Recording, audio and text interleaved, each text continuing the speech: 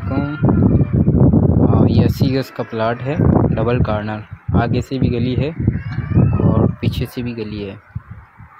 बहुत ही बेहतरीन लोकेशन का प्लाट है ये, और ये आप लोग देख सकते हैं।